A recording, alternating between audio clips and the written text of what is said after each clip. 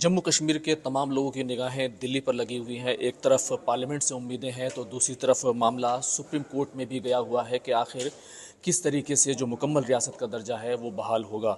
मेरे साथ ज़्यादा गुफ्तगू के लिए मौजूद हैं अवामी नेशनल कॉन्फ्रेंस के नायब सदर मुज़फ़्फ़र शाह साहब।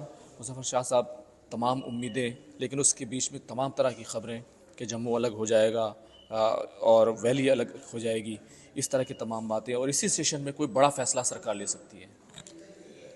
जी, अब हो तो कुछ भी सकता है, हालांकि कुछ होगा नहीं।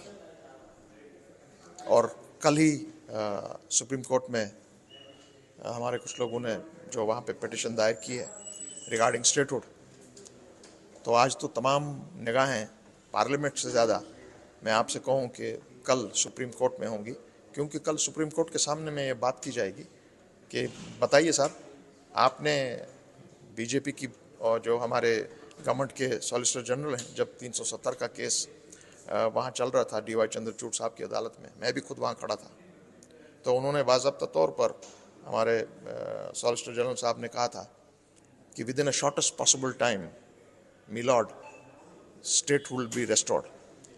और अभी करीब 6 साल होने लगे हैं, statehood has not been restored. So Supreme Court of India has to ensure that statehood is restored to Jammu and Kashmir. जिस तरह से उन्होंने उस वक्त डायरेक्शन दी थी कि इस टाइम के अंदर अंदर, शायद अगस्त या सितंबर के अंदर अंदर आपको इलेक्शन ख़त्म करना पड़ेगा, इट वाज डन। उसी तरीके से जब आपने कहा कि आपने सुन लिया सॉलिसिटर जनरल से, शॉर्टेस्ट पॉसिबल टाइम में हम वापस करेंगे। So we want to know from the honourable Supreme Court of India कि आपकी लीगल जबान में, लीगल पार्लेंस में, what do you mean by shortest possible time? 6 साल हो गए अब। So it is the duty, it is, we are looking at the honourable Supreme Court of India. Jammu और कश्मीर के लोग सुप्रीम कोर्ट पर नज़र रखे हुए हैं कि उनको, क्योंकि उनकी वजह से आपने इनको टाइम दिया है सरकार को, आज तक उन्होंने आपकी बात को नकारा है। अब आप जनाब उनको डायरेक्शन दीजिए और उनको टाइम फ्रेम दीजिए कि इस टाइम फ्रेम के अंदर अंदर आपको जम्मू कश्मीर को स्टेटहुड वापस देना पड़ेगा। वज़ीर आला का सब्र भी जवाब दे रहा है। 10 महीने से ज़्यादा हो चुके हैं सरकार बने हुए, और उसके बाद पॉलिटिकल पार्टीज़ को उनको लेटर लिखना पड़ा है। आज इंडिया अलायंस की बड़ी मीटिंग भी होने वाली है, तो कुल मिलाकर अब सब्र जो है वो ख़त्म हो रहा है। मैं दो चीज़ कहूँ आपसे, आपकी चैनल की वसादत से, जम्मू कश्मीर को आप यूनियन टेरिटरी नहीं बना सकते हैं। जम्मू कश्मीर के आपने 2 टुकड़े किए, अनएक्सेप्टेबल।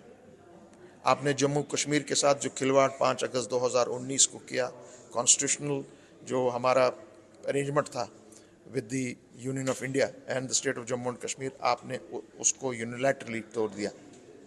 जम्मू कश्मीर के लोग एब्रोगेशन ऑफ 370 एंड 35 को कभी कबूल नहीं करेंगे। सो मामला आज, क्योंकि एक एक स्टेप के साथ चलना पड़ेगा, पहले आप आज स्टेटहुड दीजिए वापस। अगर आप स्टेटहुड वापस नहीं दे रहे हैं तो वो सबसे बड़ा धोखा आप कॉन्स्टिट्यूशन के साथ कर रहे हैं, सबसे बड़ा धोखा आप पूरे मुल्क के साथ कर रहे हैं, और बहुत बड़ा धोखा आप जम्मू कश्मीर और लद्दाख के लोगों के साथ कर रहे हैं।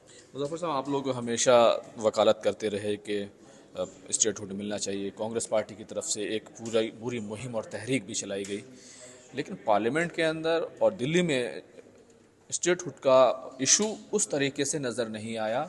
लगातार पार्लियामेंट में हंगामा होता रहा, SIR को लेकर होता रहा, पहलगाम पर और ऑपरेशन सिंदूर को लेकर, बहस को लेकर होता रहा, लेकिन स्टेटहुड क्या आपको नहीं लगता कहीं पीछे छूट गया? मैं इसमें इतना ही कहूँगा, बदकिस्मती से हमारा जो प्लेटफॉर्म बना था फॉर प्रोटेक्शन ऑफ 37035 है, और उसमें स्टेटहुड भी आता है, वो बहुत बड़ा प्लेटफॉर्म था जिसकी रिकग्निशन सिर्फ हमारे मुल्क में नहीं पूरे वर्ल्ड में हुई थी, और उसको कहते थे PAGD, पीपल्स, जो गुपकार डिक्लेरेशन पे बना था, पीपल्स अलायंस।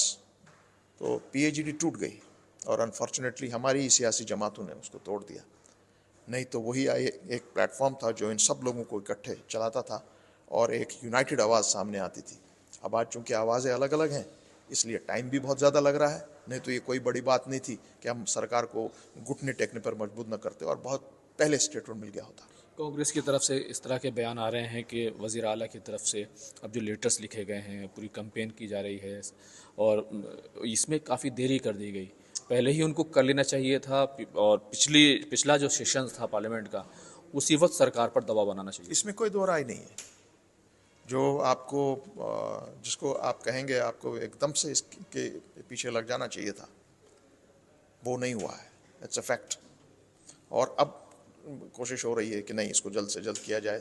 तमाम लोग इस पर शोर शराबा कर रहे हैं। मैं तो यही कह रहा हूं कि आपने आज तक क्यों नहीं किया? Why not? Why not immediately after the election? जिस दिन ये लेजिस्लेचर कायम हुआ, जिस दिन सरकार कायम हुई, उसी दिन से दिन रात इस पर बात करनी चाहिए थी, सड़कों पर आना चाहिए था। इसमें कोई दो राय नहीं है। And that is what was missing till now. आपको लगता है कि अब जो पॉलिटिकल पार्टीज़ को लेटर लिखा गया है, उनके चीफ व्हिप से कहा गया 40 से ज़्यादा 42 पॉलिटिकल पार्टियां हैं, उनका साथ, उनकी हिमायत बहुत ज़रूरी है। उनकी हिमायत बहुत ज़रूरी है। और मैं उतना ही आपकी चैनल की वसादत से उन सब तमाम पॉलिटिकल पार्टीज से, उनके लीडरान से यही कहूँगा कि जनाब, आपको चिट्ठियों के लिए रुकना नहीं पड़ना चाहिए। जम्मू कश्मीर के साथ बहुत ही नाइंसाफ़ी हुई है। पार्लियामेंट में आपको चिट्ठी पहुंचने से पहले ही हंगामा खड़ा कर देना चाहिए था कि कॉन्स्टिट्यूशनल जो इम्प्रॉपरिटी है इसको सही किया जाए। जम्मू कश्मीर एक मुल्क था, उसको आप यूनियन टेरिटरी में, म्यूनसिपैलिटी में तब्दील नहीं कर सकते हैं। इसलिए हम सबको, अनफॉर्चुनेटली हमारे पास PHGD जैसा एक प्लेटफॉर्म इस वक्त नहीं है, मगर आप तब भी अपने इंडिविजुअल लेवल्स पर आप बात कीजिए और इस मामले को दुरुस्त करवाइए। और ऑनरेबल सुप्रीम कोर्ट में फिर आपको कहूँगा, उम्मीद है आप कल बिल्कुल, मुझे हमेशा उम्मीद है।